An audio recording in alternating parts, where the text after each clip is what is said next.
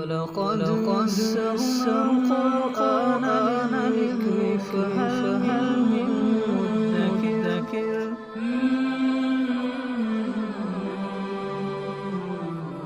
سورۃ المائدہ آیت نمبر 119۔ اعوذ باللہ من الشیطان الرجیم، بسم اللہ الرحمن الرحیم۔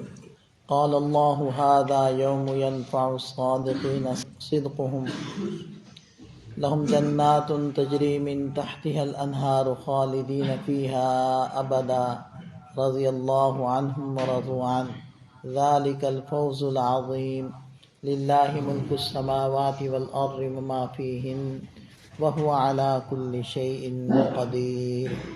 پیچھے حضرت عیسیٰ علیہ السلام سے سوال و جواب کا تذکرہ تھا، اور پھر یہاں ارشاد فرمایا قال اللہ تعالیٰ ارشاد فرمائیں گے ھذا یوم، یہ وہ دن ہے۔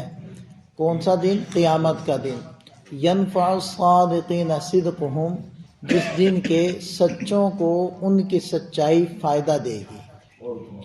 اب سچائی کائنات میں سب سے بڑی کیا ہے؟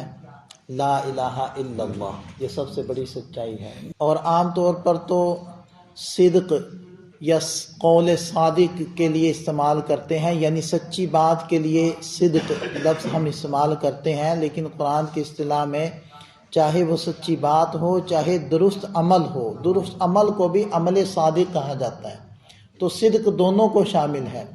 تو صادقین سے دونوں مراد ہیں، چاہے وہ قول کے سچے ہوں وہ بھی اس میں شامل ہیں، اور عمل کے سچے ہوں وہ بھی شامل ہیں۔ قول و فعل دونوں کی سچائی، یعنی قول بھی درست ہو لا الہ الا اللہ، عمل بھی درست ہو سنت کے مطابق، ایسے جو صادقین ہوں گے ان کو ان کی سچائی کل قیامت کے دن فائدہ دے گی۔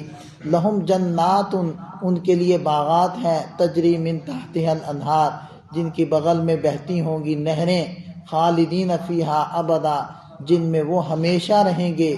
رضی اللہ عنہم ورضوا عنہ، اللہ ان سے راضی ہو گیا اور وہ اللہ سے راضی ہو گئے۔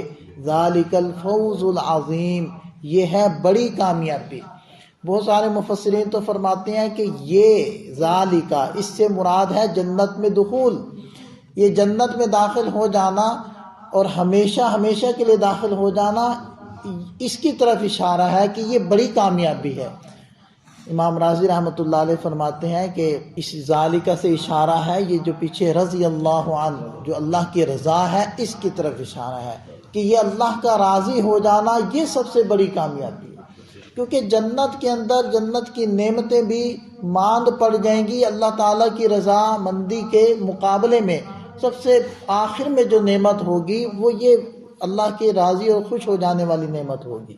کیونکہ اللہ تعالیٰ اہل جنت سے فرمائے گا اور کچھ مانگتے ہو، تو وہ کہیں گے کہ اللہ کیا مانگے، ہمیں سب کچھ تو نے عطا کر دی۔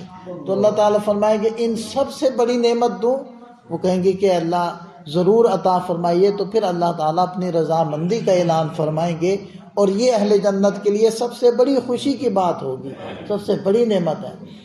آپ دیکھیں کہ مفسرین فرماتے ہیں کہ اگر اللہ کی رضامندی سے بڑھ کر کوئی اور نعمت ہوتی، کوئی اور درجہ مرتبہ ہوتا، تو اللہ تعالیٰ انبیاء کرام کے بعد حضرات صحابہ کرام کو وہ عطا فرماتا ہے۔ اور دیکھیں کہ جنت کے اندر جو سب سے آخر میں نعمت ملے گی وہ اللہ کی رضامندی ہوگی۔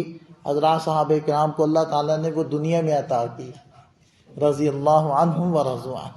تو بہرحال ارشاد فرمائے ذالک الفوز العظیم، یہ ہے بڑی کامیابی، اللہ کا خوش ہو جانا، اللہ کا راضی ہو جانا۔ للہ ملک السماوات والارض وما فیہن، اللہ ہی کا ہے آسمان و زمین میں جو کچھ ہے، وما فیہن، اور جو ان کے بیچ میں ہے وہ سب اللہ کا ہے۔ اصل میں سورہ مائدہ کے اندر بہت سارے احکام ہیں، تو ان احکامات پر عمل کرنے کی ترغیب کے طور پر اللہ تعالیٰ یہ بات اخیر میں ارشاد فرما رہے ہیں کہ اللہ نے جو احکامات دیے ہیں ان سب پر عمل کرو، ان سب کو مانو۔ کیوں؟ اس لیے کہ وہ سب سے بڑا بادشاہ ہے، آسمان زمین اور اس کے اندر جو کچھ ہے سب اس کا ہے۔ وَهُوَ عَلَىٰ كُلِّ شَيْءٍ قَدِيرٌ، اور وہ سب چیزوں پر قدرت رکھتا ہے۔ تو اتنا بڑا بادشاہ ہے اور کامل قدرت والا ہے، تو اس کے حق کے سزاوار یا لائق ہے کہ اس کی ہر بات کو، اس کے ہر حکم کو مانا جائے۔ اس لیے اس صورت کے اندر جتنے احکام آئے ہیں سب کو ماننا چاہیے تمہیں، کیونکہ وہ تم سب اس بادشاہ کے غلام ہو، اس بادشاہ کے پیدا کیے ہوئے بندے ہو، اور وہ اپنے بندوں کو یہ سارے احکام دے رہا ہے۔ اللہ تعالیٰ ہم سب کو سمجھ عطا فرمائے، عمل کی توفیق عطا فرمائے۔